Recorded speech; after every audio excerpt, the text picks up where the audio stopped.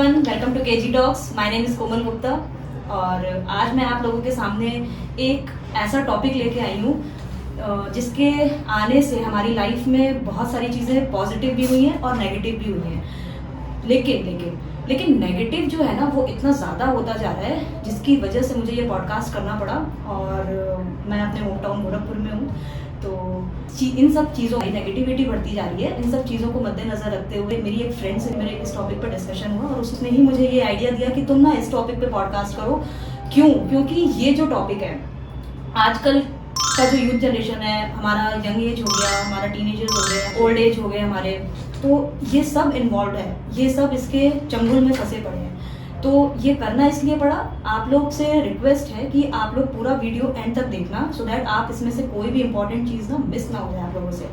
और इन सब चीज़ों का सॉल्यूशन देने के लिए मैं इनवाइट करती हूँ मिस आकृति पांडे को, जो कि मेरी बहुत ही अच्छी फ्रेंड है। तो मिस आकृति, आप कैसी हैं? मैं बहुत बढ़िया हूँ कोमल, आप बताइए कैसा है, कैसा लग रहा है दोबारा से अपने होम टाउन में आकर के? देखो, मेरा तो आना जाना लगा ही रहता है यहाँ पे, लेकिन हाँ बहुत मजा आ रहा है। अपने होम टाउन, अपने मिट्टी की खुशबू बहुत ही मजेदार लगती है। मतलब जब भी हम कहीं से आते हैं ना तो वो जो एक हम वाली फीलिंग आती है वो मजा आता है। मैं से बाहर निकलते हैं, मैं से हम लोग बाहर निकलते हैं। एग्जैक्टली जब वहां पे जाते हैं तो मैं अपने ऑटोमेटिक आ जाता है, और जब यहाँ पे आते हैं तो हम वाली फीलिंग वो ऑटोमेटिक आ जाती है। तो आप आजकल क्या कर रहे हैं?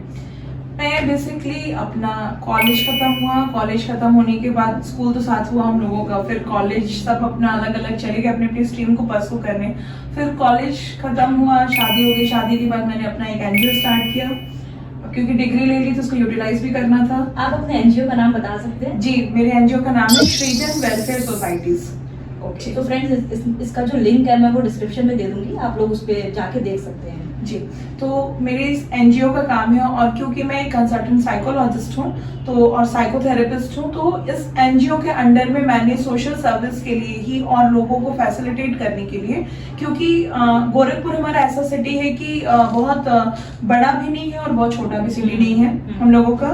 तो जिन ट्रीटमेंट्स के लिए हमें मेट्रो सिटीज में जाना पड़ता है, बड़े लंबे लंबे खर्चे होते हैं, तो उसको ध्यान में रखते हुए मैंने अपना एक सृजन mental wellness and rehabilitation centre अपना स्टार्ट किया, जिसके अंदर हम लोग काम करते हैं। तो जितने भी एज ग्रुप है हमारा 0 to 80 प्लस ईयर्स के जो भी एज ग्रुप है, इसमें जितने भी तरीके के बिहेवियरल डिसऑर्डर्स होते हैं, फिजिकल डिसऑर्डर्स होते हैं, कुछ ऐसे भी डिसऑर्डर्स होते हैं जहां पे मेडिसिनल यूज की जरूरत होती है, तो उसको हम लोग कवर अप करने के लिए हम लोगों ने ये एक संस्था हमने स्टार्ट की और इसके अंदर हम लोगों को 2018 से सर्विस दे रहे हैं।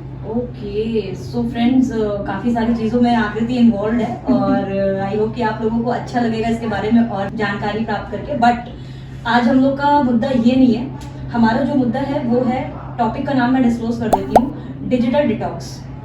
तो डिजिटल डिटॉक्स आप लोग सर्च कर सकते हो गूगल पे, बहुत सारी चीजें हैं इसके बारे में, लेकिन कुछ जो मेन चीजें हैं, डीप की चीजें हैं, वो हम लोग यहाँ पे प्रोफेशनल से हम लोग डिस्कस करेंगे और आप लोगों को कोशिश यही रहेगी कि जेन्युइन चीजें आप लोगों तक पहुंचाए, जिससे कि आप लोग उस चीज का बेनिफिट उठा सको और भविष्य में आने वाले प्रॉब्लम से आप लोग अपने आप को बचा सको।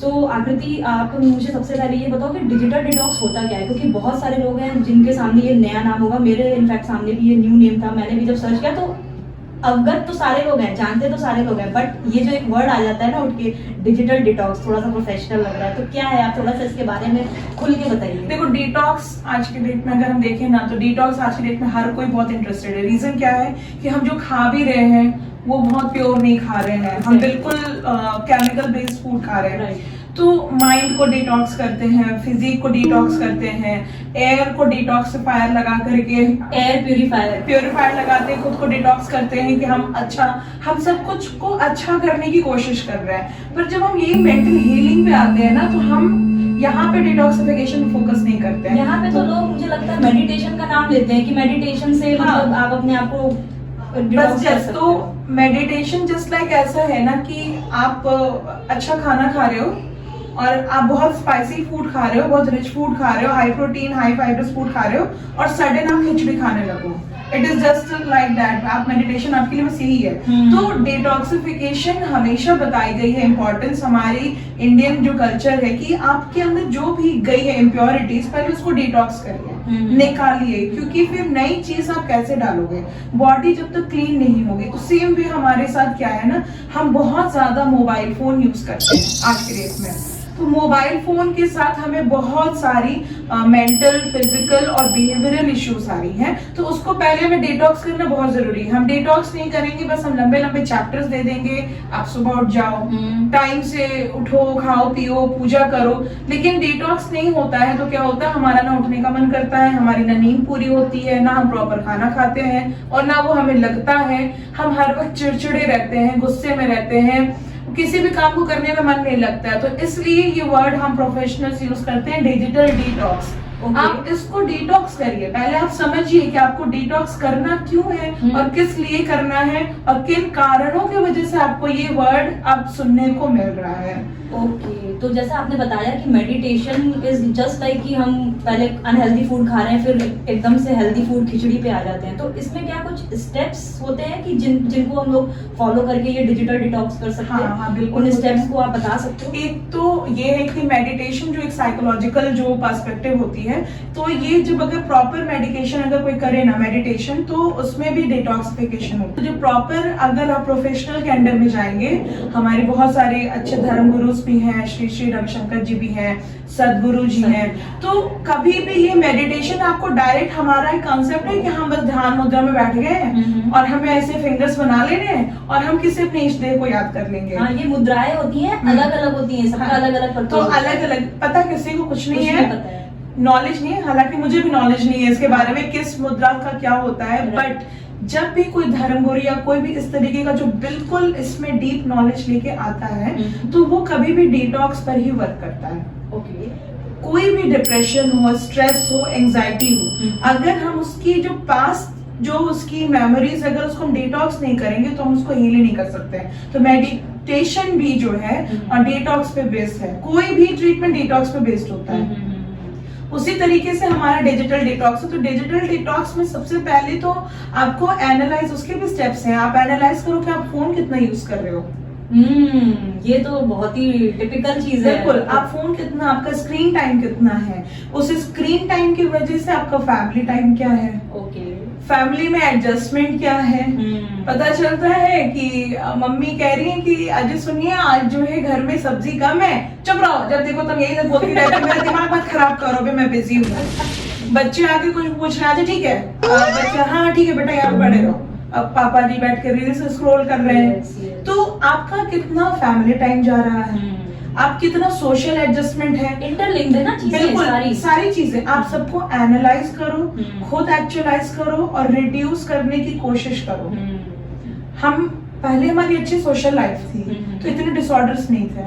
अब हमने क्या किया, अपने आप को आइसोलेट कर लिया है और क्या कर लिया, एक डिजिटल बॉक्स के साथ आइसोलेट किया है। तो हम जब ऐसी चीजों के साथ जाएंगे, इनह्यूमेन चीज के साथ जाएंगे, इनह्यूमेन क्या होता है कि मनुष्य ह्यूमेन, तो ह्यूमन थिंग के साथ हम जब जाते थे, आइसोलेट होते थे, तो हमारी फ्लोज होती थी, हमारी थॉट प्रोसेस में फ्लो होता था, हमारे अंदर कुछ चलता था तो हम उसको बोलते थे।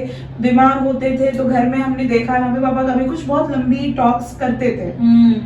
90s के गेम्स और आजकल के गेम्स, आजकल का गेम एक वो फोन जैसे डब्बे में बंद है, बिल्कुल, मतलब वो दुनिया ही बन गई है। बिल्कुल, तो आपके ना थॉट्स में कोई भी फ्लो नहीं है, राइट, ठीक है, वो एक जगह बैठा हुआ है, रुका हुआ है। तो उसमें जब अगर बहाव नहीं है तो उसमें दुर्गंध आएगा। राइट। तो बस यही सारी चीजें हैं। तो इसके भी डिफरेंट स्टेप्स हैं, उसको हम एक्सपर्ट्स हम उसको कराते हैं, फॉलो कराते हैं, हम मेडिटेशन भी कराते हैं। हम सारी चीजों को करा करके आपको अपने लाइफ में रिहैबिलिटेट करते हैं। रिहैबिलिटेट क्यों?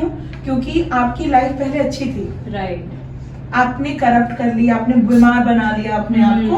अब रिहैबिलिटेट मतलब पुनर्वास करेंगे हम आपका, आप दोबारा से आपको पहला जैसा बना करके हम आपको देंगे। तो दिस इज कॉल्ड डिजिटल। ये चीज आकृति, मुझे लगता है कि अब लोग जो है ना इस चीज को रियलाइज करने लग गए हैं, क्योंकि मैंने ये देखा कि डाइनिंग टेबल पे अगर बहुत सारे फैमिली मेंबर्स बैठ के एक साथ लंच या डिनर कर रहे हैं, तो अब मैंने देखा है मेरे घर में खुद भी अब ये रूल बनने वाला है, खाते समय एटलीस्ट फोन नहीं होना चाहिए डाइनिंग टेबल पे। तो अब धीरे धीरे हमारी जो भारतीय जनता है वो इस चीज से हो रही है, रूबरू हो रही है। क्योंकि प्रॉब्लम्स ही इतनी बढ़ रही हैं। तो नेक्स्ट क्वेश्चन मेरा आकृति आपसे ये था कि डिजिटल डिटॉक्स जो आपने ये बताया इसके बारे में, आई होप कि क्लियर हो गया होगा मेरी ऑडियंस को कि डिजिटल डिटॉक्स होता क्या है। तो इससे होने वाले प्रॉब्लम्स क्या हैं? देखो, अगर बच्चों में शुरू करें तो जो छोटा एक बच्चा पैदा होता है ना, तो अप टू 6 मंथ वो कोई भी कलर नहीं देखता, वो सब कुछ ब्लैक एंड व्हाइट देखता है। 6 मंथ के बाद उसको थोड़े थोड़े कलर दिखने लगते हैं, और देखने के बाद वो क्या देखता है कि उसकी मदर के हाथ में, फादर के हाथ में, या फिर जो भी उसके हाथ आसपास रहता है उसके हाथ में मोबाइल रहता है, और उससे बड़ी कलरफुल लाइट्स निकलती हैं, तो वो अट्रैक्ट होता है। 7 मंथ की एज से यू कैन नॉट बिलीव आपको ऑटिज्म की समस्या आपके बच्चे के अंदर डेवलप हो जाती है। ऑटिज्म की समस्या सोशली डिसइंटरेक्टेड डिसऑर्डर है। इसमें बच्चा, उसका सब कुछ सही होता है, वो सुन भी सकता है, देख भी सकता है, बोल भी सकता है, समझ भी सकता है, स्टोर भी कर सकता है, पर ये सारी कैपेसिटी उसकी खत्म हो जाती है। इसीलिए मतलब आजकल स्कूलों में मैंने देखा है, लाइक मैं खुद भी टीचर हूँ, तो मोस्टली 70% बच्चे जो हैं वो नॉर्मल नहीं आ रहे हैं। Exactly. कुछ ना कुछ उनमें प्रॉब्लम ये हो रही है, तो ये इस वजह से है। एक्सेसिव मोबाइल फोन की यूज है। जो बच्चे पहले मोबाइल नहीं देखे हैं पर अब मोबाइल बहुत ज्यादा देख रहे हैं, तो उनके जो ये सेंसर्स है ना वो ब्लॉक हो जाते हैं। अच्छा, कान में आवाज जा ही नहीं रही है। ये किस एज ग्रुप की बात है? ये 7 मंथ पहले तो था कि 2+ ईयर्स से शुरू हो रहा था, लेकिन अब जो रिसेंट स्टडीज है 7 to 8 मंथ्स के बाद ही जो बच्चों को बोलना चाहिए, जैसे 7 to 8 मंथ्स 9 मंथ से बच्चे बैबलिंग करने लगते थे, लाइक मामा पा, कुछ वर्ड लेट में बोल रहे हैं, अब बोल ही नहीं रहे हैं। ओके, अब बोल ही नहीं रहे हैं। बहुत सारा थेरेपी चलता है तब बोलते हैं, और जो बोल रहे हैं वो इतना इनहेरेंट बोलते हैं, पता ही नहीं क्या बोलते। एक बच्ची मेरे पास आई थी, तो वो पूरे टाइम उसको मैक्सिकन वीडियो से पसंद थी, तो वो मैक्सिकन बोलती थी। अब is it possible for us to talk in Mexican language? तो वो मैक्सिकन बोल रही है, कोई बेल्जियम बोल रहा है, तो ये लैंग्वेजेस हमारी कम्युनिकेटिव नहीं है। अब वो उनका अल्फाबेट बोल रही है, उनका न्यूमेरिक्स बोल रही है, तो हम इसको कम्युनिकेट नहीं कर सकते। सेंसर्स बच्चों के अंदर, जो सेंसर्स जो डेवलप होनी चाहिए वो हो ही नहीं रहे हैं उन बच्चों के अंदर। अब 2 to 3 इयर्स के अंदर अब बच्चे ना क्या बोल रहे समझ में नहीं आता है, कम्युनिकेट ही नहीं करेंगे। बहुत कुछ गार्जियन प्रेशर देकर अगर बुलवा भी रहे हैं तो मम्मा, डूडू, पापा, कुछ भी नहीं, कोई कम्युनिकेशन नहीं। जैसे छोटे बच्चे होते थे ना पहले के टाइम में, तो बोलते हैं पापा पीपी आई, पापा पीपी आई। अब ऐसे वर्ड्स हमको सुनने को नहीं, पहले बोलते हाँ, थे, नहीं ये बोलते। अब टुकड़ों में डिवाइड हो गए हैं, टुकड़े भी कई बार नहीं है। अब ये वो नाम हो जाता है, बिल्कुल म्यूट। बच्चों के अंदर डिप्रेशन इतनी जल्दी डेवलप होता है, उसको गार्जियन को लगता है ना कि इतना छोटा सा बच्चा, उसको डिप्रेशन क्या होगा, लेकिन उसको जो डिप्रेशन है, क्योंकि उससे तो कोई बात करने वाला ही नहीं है ना। आज के डेट में फादर मदर दोनों वर्किंग है, दोनों वर्किंग है, किसी के पास टाइम नहीं है। इवन हमारे जो ग्रैंड पेरेंट्स हैं, नानी दादी भी आइसोलेट फैमिली में है। ये डिजिटल डिटॉक्स का तो पार्ट है नहीं, क्योंकि एक ये भी हम लोग मेन रीजन ले सकते हैं कि पेरेंट्स वर्किंग हैं, तो जिसकी वजह से बच्चे को टाइम नहीं मिल पा रहा और बच्चे में बहुत सारी प्रॉब्लम्स जनरेट हो रही हैं। इस पे भी आप कुछ कहना चाहोगे कि पेरेंट्स अगर वर्किंग है तो मतलब क्या रीजन क्या है? तो पेरेंट्स वर्किंग है ना, तो डिजिटल डिटॉक्स हम क्यों यूज कर रहे हैं? वो करते क्या है ना, पेरेंट्स वर्किंग है तो बच्चों को डिजिटल मीडिया की तरफ वो ढकेल रहे हैं, बस कि वो किसी तरीके से सेफ साउंड रहे, बच्चे घर के अंदर रहें, सुरक्षित रहें, कुछ हो नहीं। क्योंकि being an parents her guardian सोचता है कि मेरा बच्चा सुरक्षित रहे, जिससे इम्यूनिटी वीक हो रही है। इम्यूनिटी वीक हो रही है, वो बाहर नहीं जा रहा है। बच्चों के अंदर आजकल बोन डेंसिटी उनकी वीक हो रही है, वो चल नहीं रहे, उनके हाथ पांव टेढ़े हो रहे हैं, धूप में ही नहीं जा रहे, आइज वीक हो रही है, सनलाइट मिल ही नहीं रही है उनको, जरा सी भी सनलाइट बर्दाश्त नहीं कर पा रहे हैं। परमानेंट एसी में रहने की वजह से टेम्परेचर टॉलरेंस नहीं है, एसी में पैदा हुए और एसी में ही रहना है, एसी में। तो हाँ, तो थोड़ा सा भी हार्ड लेबर नहीं है। स्किन रैशेस की प्रॉब्लम बहुत ज्यादा बच्चों को आ रही है आज के डेट में। गर्मी में मतलब थोड़ा ही बाहर निकल जाए तो उनको बेयरिंग थोड़ा सा भी नहीं है, बेयरिंग कैपेसिटी थोड़ी सी भी नहीं है। तो गार्जियन अपने बच्चों को सेफ करने के लिए, उनको लगता है कि सेफर मीडिया है, लेकिन ये कहीं ना कहीं उनको डिटॉक्स करने का टाइम है, उनको करना चाहिए, और उनको कुछ ऐसे एंगेजिंग एक्टिविटीज सोचनी चाहिए जिसके थ्रू, अब क्योंकि कंपटीशन ही ऐसा है कि हम नहीं कह सकते, किसी से एक्सपेक्ट नहीं कर सकते हैं अपनी डेली लिविंग्स को, किसी की बहुत हार्ड लिविंग्स हैं, तो दोनों को कमाना पड़ता है। पर उनको कुछ ऐसी एक्टिविटीज को सोचना पड़ेगा, करना पड़ेगा जिसमें बच्चों को वो ऐसा सेफ मोड पे रखें या किसी ऐसे रिस्पॉन्सिबल पर्सन को रखें जो बच्चे को एंगेज करे। Got it. वो वाली मैं चीज़। समझ गई। मुझे लगता है कि हर कंट्री से सबसे ज्यादा इसमें जापानीज लोग बहुत आगे हैं, क्योंकि उनकी टेक्नोलॉजी, उनके जो कॉन्सेप्ट्स होते हैं, मैंने देखा कि अगर वो डिनर कर रहे हैं तो मतलब उनके वो ना अपने से ज्यादा बच्चों पे ज्यादा प्रेशर डालते हैं कि तुम सारा काम करो, इन कंपैरेटिवली कि पेरेंट्स ला के दे। बच्चा खुद, छोटा सा बच्चा है, वो भी खुद जाके अपनी प्लेट लेके अपना जो भी खाना है वो लेके आ रहा है। और यहाँ पे मैंने देखा कि बड़ा बच्चा भी हो गया तो पेरेंट्स आ रहे हैं अगर लेने डिस्पर्सल के टाइम पे, बैग भी ले लेंगे, बॉटल भी ले लेंगे, बच्चे को कुछ नहीं करने देंगे। ओवर पैम्परिंग, एग्जैक्टली, ये चीजें ओवर पैम्परिंग का बहुत ज्यादा इशू है। और वो कई बार क्या होता है ना कि मैंने कई बार देखा है कि पेरेंट्स दोनों अगर वर्किंग नहीं भी है, अगर सिंगल मदर भी है, तो ओवर पैम्परिंग में मैम मांग ले रहा है, तुम क्या करें मैम नहीं मान रहे हैं, हम क्या करें। तो दिस इज नॉट एक्सक्यूज। आपका बच्चा आपका फ्यूचर है। आप मेरे डर से अगर आप मोबाइल यूज करने के लिए मना कर रहे हो तो आप सोचो कि आप क्या कर रहे हो अपने बच्चे के साथ। Exactly. बच्चा मान नहीं रहा है। तो आपको क्या लगता है कि इस चीज को खत्म करने के लिए, देखो खत्म इतनी जल्दी तो होगा नहीं, क्योंकि बढ़ा भी इतनी जल्दी नहीं है जी। मेरे हिसाब से फोन जब से आया है हमारी लाइफ में बहुत सारी चीजें सॉल्व भी किया है, बट कोविड के बाद मुझे लगता है कि इसका नशा बहुत ज्यादा बढ़ा है। या आप बताओ कि कब से मतलब बढ़ा है इसका नशा? नहीं, मैं इसका एडवांटेज नहीं बताऊंगी, क्योंकि देखो एक सोच थी कि हम इंडिया को डिजिटल इंडिया बनाएंगे, ठीक है, पर हर एक अच्छी चीज अपने साथ एक बुराई लेके आती है, ठीक है। तो वही बुराई आ गई। क्या हुआ कि बहुत सारे बच्चे जो पढ़ाई नहीं कर पाते थे, महंगे कोचिंग नहीं कर पाते थे, ये आइडियाज थे कि उनके तक अगर पहुंच जाएगा तो यूट्यूब पे बहुत सारे चैनल्स हैं जो एडुकेट करते हैं। उन बच्चों की मदद के लिए, ऐसे लोगों की मदद के लिए इसको किया गया। अब वही बच्चे, वही गांव के बच्चे सिर्फ और सिर्फ रील्स बना के पैसे कमाने के पीछे पागल हुए अब पड़े हैं। सबको इंस्टाग्राम, फेसबुक, यूट्यूब से और शॉर्ट्स बना के अब वो कमाई का साधन है। तो वो पढ़ने की जगह पे तो पैसे कमाने लग गए। जब ये आया तो उस वक्त तो सही कंसेप्ट से चल रहा था, लेकिन अब जो है ना वो माइंडसेट पलट गया। ये कोविड के बाद से हुआ है। ये तो कोविड के बाद से हुआ। कोविड के टाइम पे ये टिकटॉक था, तो टिकटॉक से कुछ पैसे मिले। अब लोगों को अरे ये तो पैसा कमा रहे हैं, माइंड मेकिंग हो गया कि वहां से ये तो टिकटॉक स्टार है और ये मोर देन इजी, बड़ा जल्दी मिल जाता है। तुम बिलीव नहीं करोगी, हमारे यहाँ पे तारामंडल तुम जाके देखना, जब ये बना था ना तो बड़ा खूबसूरत सा था। पहले तो उसका बहुत डेवलपमेंट नहीं हुआ, योगी गवर्नमेंट में इसका डेवलपमेंट बहुत प्रॉपर हुआ, बहुत सुंदर हुआ। तो जब हम लोग जाते थे स्टार्टिंग में बड़ी जेंट्री फैमिलीज आती थी। मैं ये नहीं कह रही हूँ कि जो आ रहे हैं वो बिल्कुल अनजेंट्री है और अनकल्चर्ड है। अब हम लोग जाके वहां पे क्या देखते हैं ना कि जो ये बच्चे हैं टीनेज, इनके शरीर में जान नहीं है, फूक दो तो उड़ जाएंगे, पता नहीं घर से खाना खा के आए हैं कि नहीं, लेकिन फुल डे का रेंट लेके DSLR ले लेंगे और फुल डे कोई किधर डांस कर रहा है, कोई किधर डांस कर रहा है, सबने एक यूनिफॉर्म बना के रखी है, पूरे दिन रिहर्सल चलती है, वो रील शूट होता है, फिर वो अपलोड होता है। मतलब उसके पीछे बच्चे इतना टेक्निकली अपने आप को इन्वॉल्व करके वो बिल्कुल टेक सेवी है। अगर शायद मुझसे तुमसे कहा रहे तो हम लोग शायद मतलब उतना हम लोग थिरक भी नहीं पाएंगे। ऐसा नहीं कि हम डांस नहीं करते, बट वो एकदम डिवोटेड, डेडिकेटेड, हर वक्त दिमाग उसमें चल रहा है किस DSLR के कैमरे का लेंस अच्छा है, किस म्यूजिक सिस्टम की वॉइस अच्छी है। उनसे पूछो, दे हैव द नॉलेज। तो बच्चों तो कहाँ जा रहे हैं बच्चे? तो बच्चों के जो माइंड में ये चीज डेवलप हो रही है कि मुझे अच्छा से अच्छा कैमरा, मुझे रील्स, मुझे पैसे, ये आ कहाँ से रहा है इनके माइंड में? ये देखो धीरे धीरे एक से एक ने बनाया, अब यूट्यूब पर सुनाएगा मैंने अपनी रील से इतना कमाया।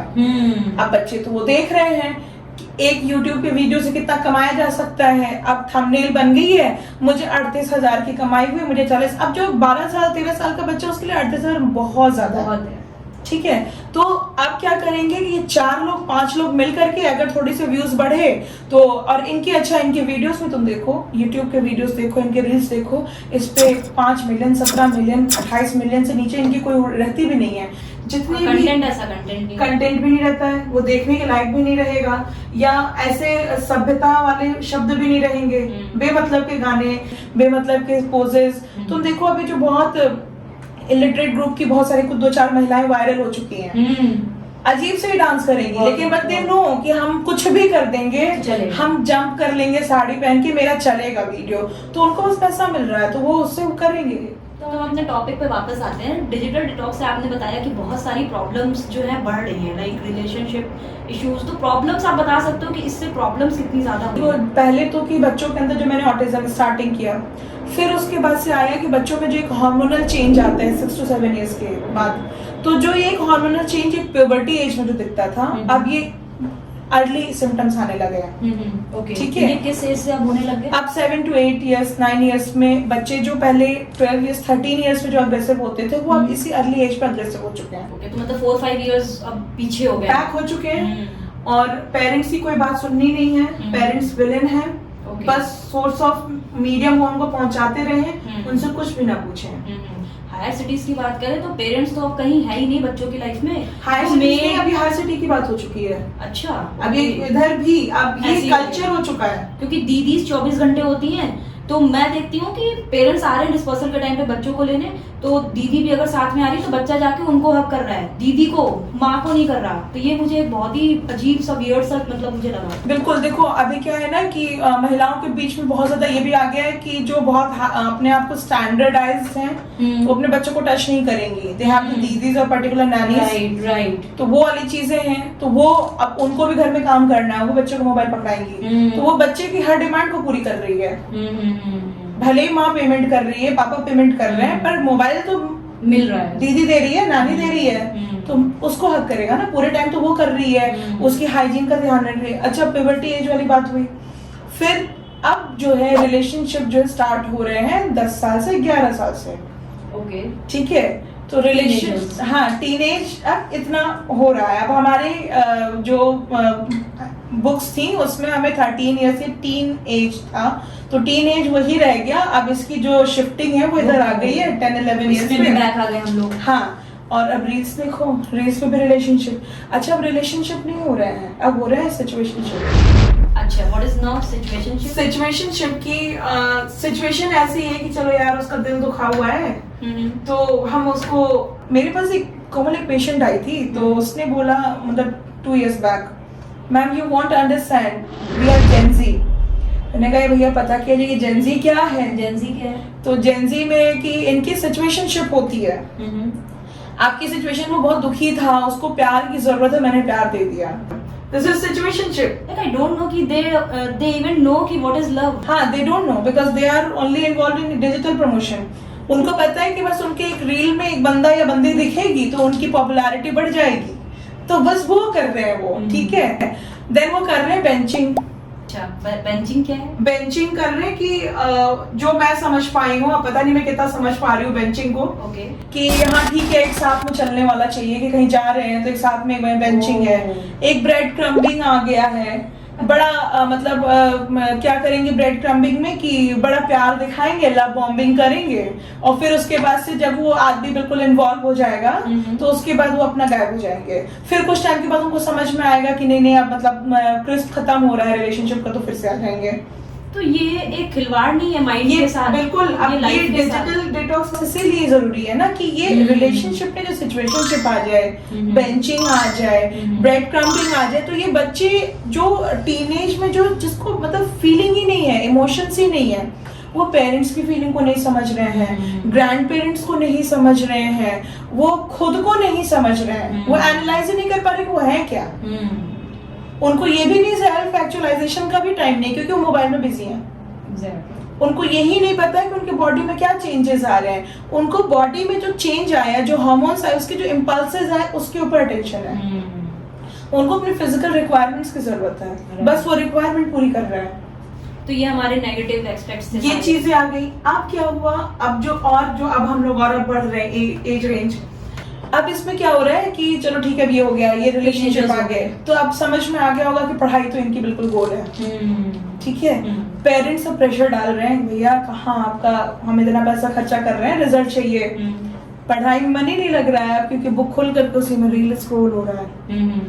मम्मी पापा सोच रहे हैं मेरा बच्चा जो क्योंकि 2 बजे 3 बजे तक पढ़ रहा है, क्योंकि हमने पढ़ाई की है 2 बजे 3 बजे तक, तो पेरेंट्स तो सोच रहे हैं नहीं मेरा बच्चा 2 बजे तक है, चलो सोने देते हैं। 11 बजे सो के उठना, 12 बजे सो के उठना, फिर अपना लव बॉम्बिंग करना। स्कूल में भी तो नहीं पढ़ाई हो रही, एक्स्ट्रा करिकुलर एक्टिविटीज पे सबसे ज्यादा फोकस है, टीचर्स के ऊपर फोकस है स्कूल का, बट बच्चा तुम्हारा क्या सीख रहा है? आप जाके देखो 5th क्लास के बच्चे को लिरिक्स की स्पेलिंग नहीं आती, उनको कुछ नहीं। टीचर्स रीजन क्या है ना, रीजन क्या है कि वो जब वो तो वो कर रहे हैं ना, चैट में आ जाए तो ऑप्शन एक वर्ड डालेंगे। हाँ, जब से माइक ऑप्शन आया है गूगल पे और ओके अलेक्सा, ओके अमेज़न, तो ये सारी चीजें बच्चे उसी वो चीजें हैं। और पहले क्या था कि हम चैटिंग भी करते थे हमारे टाइम पे, तो हम लोग एक एक स्पेलिंग को लिखते थे प्रॉपर। डिक्टेशन होता था स्कूल में। हाँ। हमारे को उठा के पूछते थे टीचर्स, 50 बच्चों के बीच में जब हमारी इंसल्ट होती थी वो एक अलग। हाँ, कॉपी में बराबर रेड मार्क लगा रहता था, स्पेलिंग मिस्टेक है, पेरेंट्स से क्लास अलग लगनी है। और हम लोग जब चैटिंग भी करते थे तो हम लोग चैट में एक एक वर्ड हमारे स्पेलिंग अच्छे होते थे। अब क्या है कि GRMG, N8, तो नाइट हो गया। तो अब ये इस तरह के सेंटेंसेस, तो लिरिक्स क्या बताएं? That's it. TTYL। तो अब ऐसे स्लैंग्स जब आएंगे, this is Gen Z, okay, तो इसी को बोलते तो ये हो गया। तो अब इनकी पढ़ाई में तो बिल्कुल भी मन नहीं है। आप ऐसे सेंटेंसेस के साथ एग्जाम नहीं निकाल सकते हो। आज का यूथ हमारा, मैंने इसके पहले जो मेरा फर्स्ट पॉडकास्ट था मेरे भाई के साथ, तो उसमें ट्रेडिंग के ऊपर मैंने किया था, शेयर मार्केट पे। तो उसमें इसने यही बताया कि शॉर्ट फॉर्म, इंस्टेंट, मतलब हम लोग पैसे कैसे कमाएं। तो आज का यूथ इस पे ही पीछे पड़ा हुआ है। तो इसी वजह से मुझे लगता है कि ये शॉर्ट फॉर्म, कौन इतना टाइम लगाए TAKE लिखने में, तो TK हो गया। एग्जैक्टली इससे टॉपिक पे मैं आ रही थी कि वो बिल्कुल शॉर्टर स्पैन में, मतलब जितने कम समय में जितनी ज्यादा चीजें आ जाए जल्दी जल्दी, बिल्कुल। अच्छा, ये ब्रेन पॉपकॉर्न आया इसमें एक टर्न हम लोगों का, क्योंकि बच्चों के अंदर क्या है ना कि कोई चीज अगर देख भी रहे हैं ना, तो एक वीडियो में अगर उनको कुछ अगर सब्जेक्टिव मैटर ही अगर वो सर्च कर रहे हैं तो लगता है इतना लंबा वीडियो कौन देखेगा, ये 2 मिनट वाला कैसा वीडियो है जिसके अंदर सारा कुछ एकदम तुरंत घोल के पिला दे। तो ब्रेन पॉपकॉर्न हो चुका है एकदम, फटाफट फटाफट। तो सोने पे सुहागा किया आप, जैसे डिमांड उनकी वो पब्लिसिटी है, *4 स्पीड में आप चला के देखो। तो उनको नहीं, अब उनको तो अपने चैनल चलाना है ना, उनकी तो मार्केटिंग पब्लिसिटी है। अब वो पब्लिक की डिमांड है, फटाफट वो भगा रहे हैं, देख रहे हैं कि वीडियोस, उनको भी तो पता है ना कि उनके एल्गोरिथम्स कैसे चलते हैं। तो जब आप वीडियो को भगा रहे हैं तो उनको फैसिलिटी दे देते हैं, भैया लो दबाओ, 10 सेकंड भगा, जनरेट हो गया, एक दूसरा बिजनेस जनरेट हो गया। अब लोग उसको कर रहे हैं, शॉर्ट्स बनाया, अब उसको रील्स बना दिया, वो भी खत्म हो गया। तो वो वाली चीज, अब रील्स के अंदर एक प्रॉपर सब्जेक्ट को पढ़ना कितना मुश्किल है, लेकिन बच्चे उसी को पढ़ते हैं। बराबर हर कंटेंट को बच्चे एग्जाम में पढ़ते हैं, कंप्यूटर से पढ़ेंगे, मोबाइल से पढ़ेंगे, लैपटॉप से नहीं पढ़ाई, मतलब वो बुक से नहीं पढ़ते हैं। तो हमारा वो चीज खत्म हो गया। अब इस तरह के बच्चे जब शादीशुदा जिंदगी में जब जाते हैं तो इनको वहां पर भी एडजस्टमेंट नहीं। रीजन क्या है ना, क्योंकि स्टेबिलिटी नहीं है, तो दैट्स व्हाई जो रिलेशनशिप इश्यूज हो, वहां पर भी इश्यूज आ रही हैं।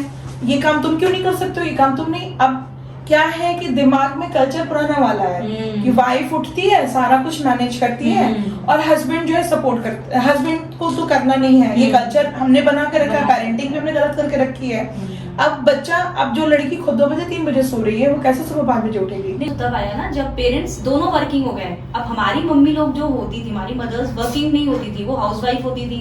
तो ये जो सिनेरियो है ये उस टाइम तो कामयाब था, सक्सेसफुल था। बट हाँ। अब तो चेंज हो गया। तो ये मेरे हिसाब से नहीं, लेकिन हमने पेरेंटिंग नहीं चेंज की ना, पेरेंटिंग तो चेंज नहीं की है। हमने वही कल्चर को रूट अप हम कर दिए हैं और उसी को हम फ्लरिश कर रहे हैं। हमने उसको चेंज ही नहीं किया कि ये तब का था कि जब महिलाएं घर में होती थी तब उतना पढ़ाई को भी पल नहीं दिया जाता था, इतनी ज्यादा पढ़ाई लिखाई नहीं होती थी। अब तो मदर्स ही चाहती है कि नहीं मेरी बेटी एम्पावर्ड रहे। पहले के लोग चाहते थे ना लड़कियां पढ़े। हाँ, तो पहले का कल्चर दूसरा कल्चर था, आपका कल्चर दूसरा है।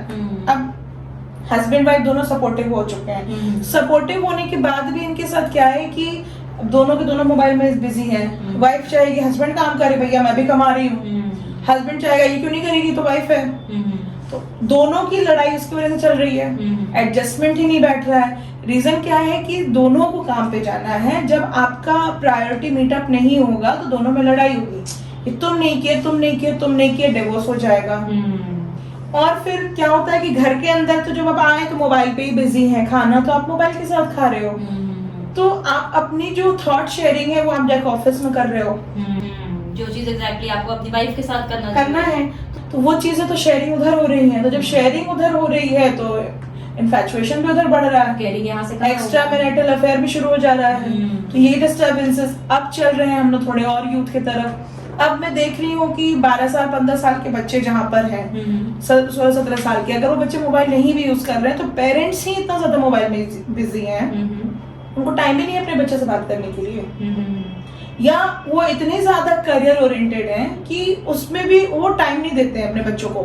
8-9 इयर्स का बच्चा हुआ नहीं, उसने फोन मांगा, मम्मा ने आईफोन लाके दे दिया बस, और आईफोन से नीचे नहीं देंगे, बिल्कुल ठीक है, आईफोन से नीचे नहीं देंगे। और ठीक है, आईफोन देना गलत नहीं है, लेकिन आप देखो कि उसकी रिक्वायरमेंट है कि नहीं है। एग्जैक्टली। ठीक है, फिर उसके बाद से क्या करेंगे कि बच्चे से बात तो कर ही नहीं रहे, बच्चे से बात नहीं करना है, बस उनको चाहिए कि उनकी सोशल प्रेस्टीज मेंटेन रहे, आपके मार्क्स इतने आने चाहिए, आपका ये होना चाहिए, आपको वो होना चाहिए, आपको जो मुझसे चाहिए हम आपको सब कुछ देंगे, मुंह मांगा, जो आप नहीं भी मांगोगे हम वो भी दे देंगे। ये वाली चीज है, तो ये पेरेंटिंग गलत हुई। अब हम और बढ़ते हैं आगे। तो यहाँ पे आकृति आप पेरेंट्स के लिए क्या एक मैसेज ड्रॉप करना नहीं, चाहोगे? पेरेंट्स के लिए मैसेज तो बहुत ज्यादा जरूरी है कि पहले आप बच्चों से बात करो।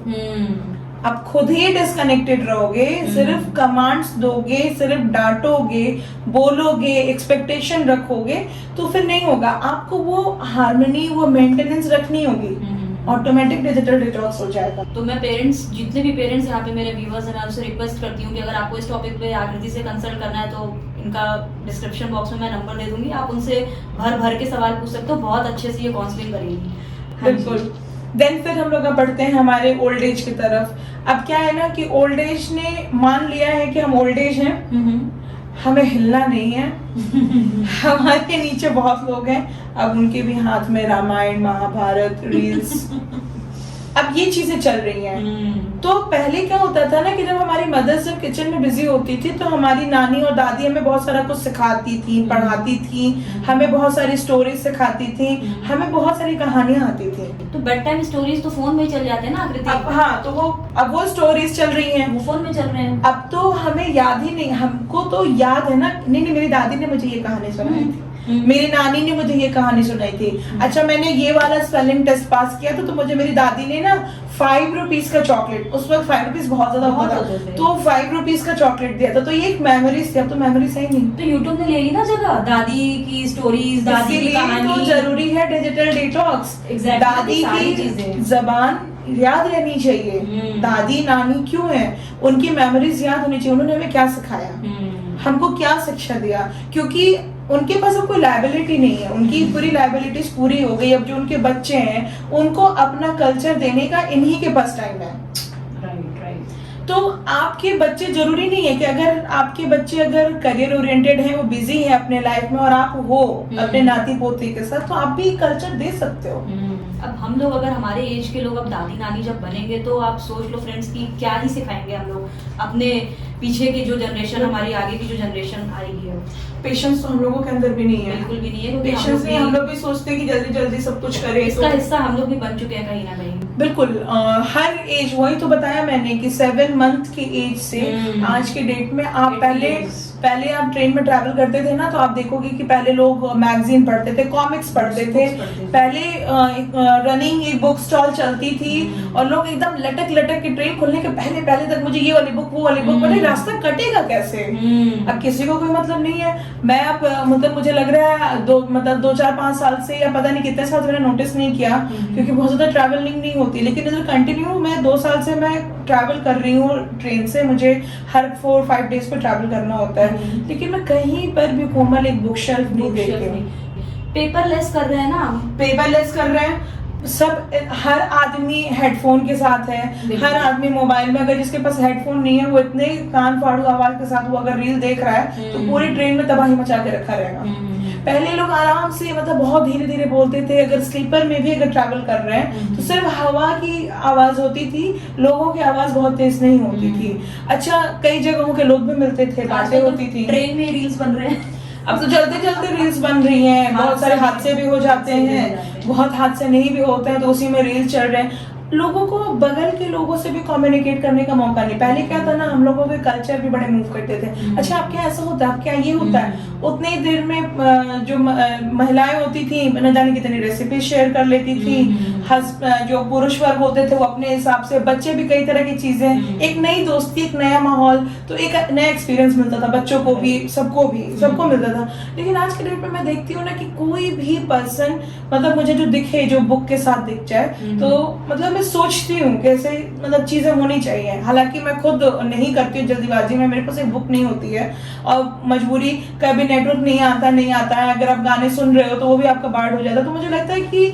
उतनी देर में अगर हम शायद कोई बुक पढ़ें तो मेरी जर्नी भी बहुत अच्छे से कट जाएगी, कुछ मुझे नया सीखने को मिल जाएगा, तो शायद मैं कोशिश कर सकती हूँ। की जगह भी तो फोन ने ले लिया, ई बुक्स आ गए, वही चीज है ना। और ई बुक्स पढ़ रहे हैं जितने भी बुक रीडर्स हैं। अब तो वो कहते हैं कि ये तो बेफिजूल का है, ये है वो है। क्यों बेफिजूल का? उसको पढ़ने में हमारा कन्वेंशनल तरीका था और उससे हमें कोई डिसऑर्डर नहीं होती थी, और बल्कि हम वो जो पढ़ते थे हमें मेमोरी लंबे समय तक, हमने जो पढ़ाई की है हमें याद है।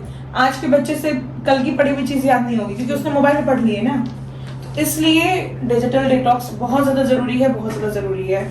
तो आप इसके लिए क्या सजेशन दोगे कि पहला कदम, फर्स्ट स्टेप क्या होना चाहिए इसको हटाने के लिए? अगर कोई मैं जैसे अब आपसे मैं इंटरेस्टेड हूँ, जितनी वीडियो ये देख रहे हैं, आई होप कि सारे लोग इंटरेस्टेड होंगे, क्योंकि इसके जकड़ में हम लोग बहुत अच्छे से आ चुके हैं, सबको जकड़ रखा है इस चीज ने। तो अगर आप लोग सच में चाहते हो कि हाँ इससे हमें दूर होना है, तो आप क्या मतलब रेकमेंड करोगे? देखो, सबसे पहले तो जैसा मैंने पहले भी बताया है कि अपनी स्क्रीन टाइम को एनालाइज करो कि आप कितना टाइम स्क्रीन को दे रहे हो। फिर आप अपनी फिजिकल एक्टिविटीज को जरूर एनालाइज करो, क्योंकि क्या होता है ना कि हम लोग लंबे समय तक मोबाइल पर ही बैठे रह जाते हैं, देखते रह जाते हैं, तो हम अपनी फिजिकल एक्टिविटीज को कहीं ना कहीं हम डिस्टर्ब कर रहे हैं, तो इससे हमें नींद नहीं आने की भी समस्या हो जाती है। बॉडी पोस्चर भी चेंज हो रहा है, पोस्चर चेंज हो रहा है। मैंने रील देखा था कि अगर हम लोग ऐसे करके देख रहे हैं तो ये हमारा जो पोस्चर है वो अब बन गया है ना, तो सर्वाइकल, हाँ, तो वो वाली चीजें हैं, तो हमें नींद भी नहीं आ रही है। मैंने कोमल देखा था, एक गेम मैंने ट्राई किया कि करती हूँ कि आखिर लोग क्या कर रहे हैं यूथ। तो मैंने देखा क्या कि मैंने गेम जब खेलना शुरू किया ना, मुझे बहुत जोर से नींद आ रही थी और मेरी नींद चली गई। फिर मुझे 1.5-2 घंटे नींद नहीं आई। पहले नींद आ रही थी, फिर चली गई, नींद गई, फिर नहीं आई, क्योंकि उसमें मेरा क्रेज बढ़ गया। फिर मैंने बोला कि नहीं, ये अलार्मिंग स्टेज है, अब मुझे यहाँ पे इसको स्टॉप कर देना चाहिए। तो मेरा कंट्रोल है, मैंने स्टॉप किया। लेकिन फिर उसके बाद मुझे काफी देर तक नींद नहीं आई, तो मैंने ये डिसाइड किया कि मैं बेड पे ऐसे कोई भी गेम नहीं खेलूंगी, क्योंकि मुझे टाइम ही उस वक्त मिला और न्यू गेम ऐसे स्क्रॉल कर रही थी, मुझे दिख गया और बहुत सालों के बाद मैंने कहा चलो। आपको अगर वो याद होगा जो टेंपल रन करके एक गेम आया था, वो मैंने कभी नहीं खेला, मैंने कैंडी क्रश खेला है। मैंने भी नहीं खेला, मैंने भी वो कैंडी क्रश और सागा वाला जो था वो खेला था। बट ये जो गेम था इसने बहुत तबाही मचाई थी, बहुत ज्यादा लोगों को आईज में बहुत ज्यादा डिफेक्ट हुए थे, तो लोग चलते चलते गिर जाते थे, हादसे बहुत होते थे बहुत ज्यादा, क्योंकि वो आपको वो करता था ना, आपको इल्यूजन क्रिएट करता था कि आप समझ में नहीं आ रहा है कि आप किधर चल रहे हो। एग्जैक्टली, इतना ज्यादा खेल लिया कि रियल लग रहा है वो लाइफ में आपके वो वाली चीज है। तो जैसा आपने क्वेश्चन किया, आप पहले अपनी फिजिकल एक्टिविटी और अपनी स्क्रीन टाइम को दोनों को एनालाइज करिए और समझिए कि आपको बहुत ज्यादा प्रॉब्लम होने वाली है या हो चुकी है। आप इसके गिरफ्त में और निकलना चाहते तो एनालाइज करिए, धीरे धीरे अपनी फिजिकल एक्टिविटीज को आप बढ़ाइए। जितना ज्यादा आप बिजी रहेंगे ना, आपका ब्रेन वर्क करने लगेगा, आपको खुद महसूस होगा कि आपके ब्रेन में कुछ हलचल हो रही है। ठीक है, तो जब इस तरह की चीजें होने लगेंगी ना, तो आप थोड़ा और आपको मोटिवेशन मिलेगा, आप वर्कआउट करिए। मैं ये नहीं कह रही हूँ कि मोबाइल आप बिल्कुल स्टॉप कर दीजिए, क्योंकि मोबाइल ही आज के डेट में मेन सोर्स ऑफ मीडिया में, जहाँ से आप पूरी दुनिया से जुड़े रह सकते हैं। हर एक जगह में हम हैबिचुअल हो चुके हैं। हमारा पॉडकास्ट भी फोन के थ्रू ही देखा जाएगा फोन के थ्रू ही देखा जाएगा। तो मैं ठीक है, हम देख रहे हैं, लेकिन हमको समझ में आना चाहिए कि हम हमारी जो जरूरत है, जरूरत के हिसाब से ही उसका इस्तेमाल करें, हम उसकी गिरफ्त में ना आए। आप यहाँ पे एक लिमिटेशन बता सकते हो आकृति की, अगर काम के पर्पस से ही अगर हम फोन यूज कर रहे हैं, स्क्रीन टाइम देखना जरूरी है, तो एक लिमिट की, कितना लिमिट होना चाहिए?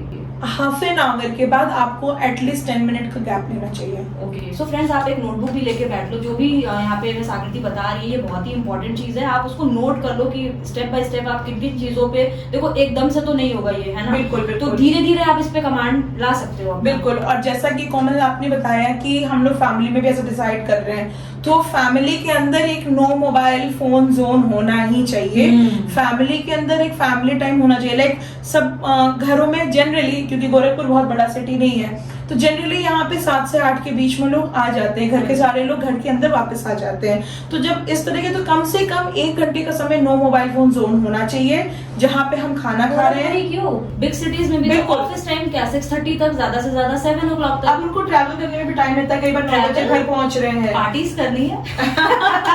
अब वो तो डिफरेंट सिनेरियो, सबकी अपनी चॉइस है। Exactly. तो मेरा जो कंसर्न है कि एक नो मोबाइल फोन जोन, आप किसी भी टाइम पे वापस आ रहे हो, एटलीस्ट 1 घंटा अपनी फैमिली को टाइम देना ही देना चाहिए।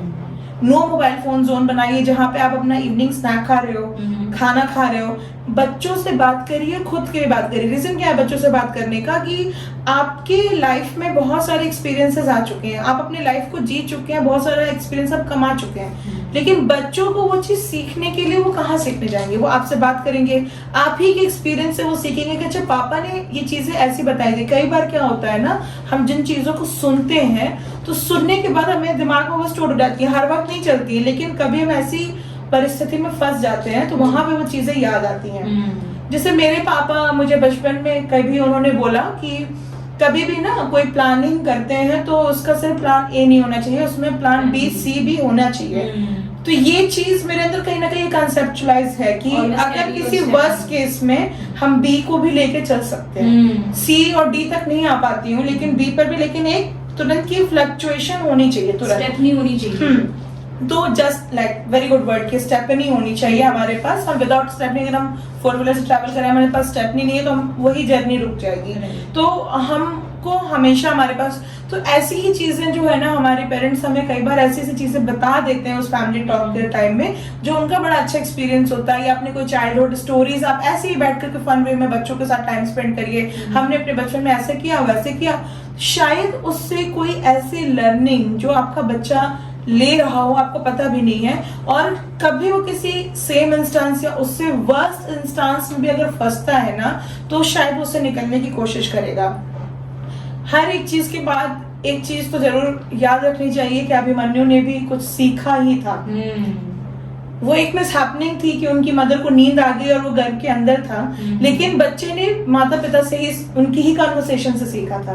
तो हम लोग अभिमन्यु नहीं है, बट हम अभिमन्यु की तरह रह सकते हैं, तो शायद ऐसे सिचुएशन से आपके बच्चे निकल सकते हैं। तो एक नो मोबाइल फोन जरूर रखिए, और जहां पे आप बच्चों से बात करिए, आइडियाज को समझिए, आपके बच्चे क्या सोच रहे हैं, उसको कहाँ पे गाइडेंस की जरूरत है। अच्छा, कुछ गाइडेंस, कुछ एक्सेसिव गाइडेंस भी देने लेते, बच्चे भाग जाते हैं अपने हिसाब से, उनको उनके हिसाब से करने दीजिए। वो कहाँ गलत है वहां पे आप उनको राय दीजिए, क्योंकि उनके अंदर अलग एनर्जी है, अलग थॉट प्रोसेस है। हमारे टाइम पे जो टीचर्स होते थे वो हमारे अकॉर्डिंग हमें एग्जांपल्स देते थे। कि दायां हाथ हिंदी में हमें समझ में नहीं आता था, तो मेरे टीचर ने, मेरे मेंटर ने क्या सिखाया कि दावत वाला जो हाथ होता है ना, जिससे दावत खाते हो, दैट इज कॉल्ड योर दायां हाथ। आज तक मुझे वो याद है, और जब मैं क्लास 8 में थी तब मेरे टीचर ने मुझे बताया था। अब बताओ, ये कंसेप्ट क्लियर हो गया कि दायां हाथ इस दावत वाला हाथ मींस हमारी फीडिंग हैंड है, ठीक है। तो बट आकृति आजकल इतना कंफ्यूजन है कि उनको जो है समझ में नहीं आता कि राइट क्या है लेफ्ट क्या है। तो वही चीज है, तो राइट एंड लेफ्ट समझ में नहीं आता, क्योंकि दावत हो गया, लेफ्ट हैंड से भी खाते हैं, तो कौन सा जो समझ में आ रहा है, हाथ में मोबाइल है अगर ऐसे चल रहा है तो वो लेफ्ट से भी चल रहा है, तो उनको कंसेप्ट क्लियर नहीं। तो ऐसी चीजों के लिए ना, अगर हम फैमिली टाइम करें, नो मोबाइल फोन जोन करें, तो हम इस तरह की चीजों से हम बहुत जल्दी, मतलब हम 100% नहीं, 50% भी, 60% भी निकलेंगे। इतना भी निकल जाएंगे ना तो बहुत सारी बीमारियों से दूर हो सकते हैं। तो आकृति, इससे होने वाली बीमारियां क्या, अगर हम लोग इसमें जकड़े रहे और हम लोग निकलने की तरफ पहल भी ना करें, तो इनसे होने वाली डिजीजेस क्या है? इंसोम्निया, ओके, अल्जाइमर्स में आपकी पूरी बॉडी लाइक ऑफ पैरालाइज्ड हो जाएगी, सारी चीजें वो एक टाइम के बाद आती है। तो पहले क्या था कि अल्जाइमर्स ना 60 इयर्स के बाद दिखता था, अभी क्या है 30-25 इयर्स में ही दिख रहा है Alzheimer's, due to mobile phone. Paralysis हो रहा है क्योंकि एक जगह पे बैठे रह रहे हैं। अब जैसे आपने बताया कि ऐसे बैठे, तो अगर हमारा पोस्चर ऐसे है तो कहीं ना कोई वेन पर प्रेशर पड़ रहा है, ठीक है। तो हम कहीं ना कहीं, और या अक्सर मैंने देखा है कि लोग ऐसे देख करके आधा पोर्शन दीवार से लगा करके मोबाइल में ऐसे बिजी रहते हैं, तो आपका बॉडी में करेक्ट पोस्चर में नहीं है। आपको जहां मजा आ रहा है, जहां आपका सर प्रॉपर दिख रहा है, आपने वहां पर अपने आप को सेट कर लिया। तो ये सब चीजें जो है, इंसोम्निया हो जाएगा, स्ट्रेस होगा, डिप्रेशन होगा, हम बात ही नहीं करें, डिप्रेशन होगा, डिप्रेशन निकलेगा नहीं। जैसे सुसाइडल थॉट्स अभी आज बच्चों में ज्यादा डेवलप हो गई हैं, हो क्या गई है, इम्पल्सेस ऐसे हो गए कि बच्चे सुसाइड कर ही ले रहे हैं, उनके अंदर थोड़ी सी भी कैपेसिटी नहीं रह गई, इतने नेगेटिव थॉट्स अंदर हैं। रीजन क्या है ना कि मोबाइल फोन या कुछ भी हमारी जो सॉफ्टवेयर टेक्नोलॉजी है, हमारे सोशल मीडिया प्लेटफॉर्म्स है, सब एआई जनरेटेड है। तो जैसा हमारा मूड होता है ना, जैसा हमारा फेशियल एक्सप्रेशन होता है, उसको रीड करके उसी अकॉर्डिंग वो पोस्ट करने लगते हैं। तो वो आपको जब देने लगता है, आपको वही फीड आने लगता है। जब फीड आने लगता है ना, तो जो आपके अंदर जो थॉट्स चलती है वो और स्ट्रांग हो जाती हैं, और उसके बाद बच्चे सुसाइड कर लेते हैं। तो ये सब डिजीजेस ऐसी हैं। तो ये मुझे नहीं लगता, जितनी मैंने काउंट कराई है, इंसोम्निया बहुत अच्छी चीज है, स्ट्रेस बड़ी अच्छी चीज है, सुसाइड कर लेना, इम्पल्स आना बड़ी अच्छी चीज है, परमानेंट डिप्रेशन में रहना बड़ी अच्छी चीज है। तो ये मुझे नहीं लग रहा है कि ऐसी कोई भी चीज बड़ी अच्छी चीज है जो जिसको हमें आगे बढ़ाना चाहिए या नर्चर करना चाहिए। हमारा सोशल मीडिया जो हमारा एक्सपोजर है, हमारा सोशल कम्युनिकेशन गैप आ चुका है। तो ये सब चीजें हमें कहाँ लेके जा रही हैं? सो फ्रेंड्स, मुझे लगता है कि काफ़ी सारी चीज़ें आकृति ने बताई है और आप लोगों ने नोट कर लिया होगा। अगर नोट नहीं किया है तो एक नोटबुक लेके आप लोग इसके सारे पॉइंट्स जो है वो नोट कर लो। और मुझे उम्मीद है कि आप लोग इसकी पहल तो हमने कर दी है, मुझे उम्मीद है कि आप लोग इसको करोगे, क्योंकि मुझे नहीं लगता कि ये जो बीमारियां इन्होंने काउंट कराई हैं वो रखने लायक है। तो ऑब्वियस सी बात है, आप लोग इससे दूर रहना चाहोगे। तो ठीक है, आप लोग करके बताओ और इसको करके देखो। देखने के बाद हमें कमेंट करो कि आप लोगों को क्या क्या बेनिफिट हुआ। और पर्सनली अगर आकृति से आप लोगों को कंसल्ट करना है तो इसके डिस्क्रिप्शन बॉक्स में इसका कॉन्टैक्ट नंबर मैं दे दूंगी, आप लोग उससे कंसल्ट कर सकते हो। ठीक है फ्रेंड्स, तो लाइक कर देना, शेयर कर देना इस वीडियो को, सो दैट बहुत सारे लोग इसका बेनिफिट उठा पाए और हम लोग भी इंस्पायर रहे और भी अच्छी अच्छी नॉलेजेबल वीडियोस बनाने के लिए। तो मिलते हैं फिर, आप लोग अपना ख्याल रखिए। Thank you so much.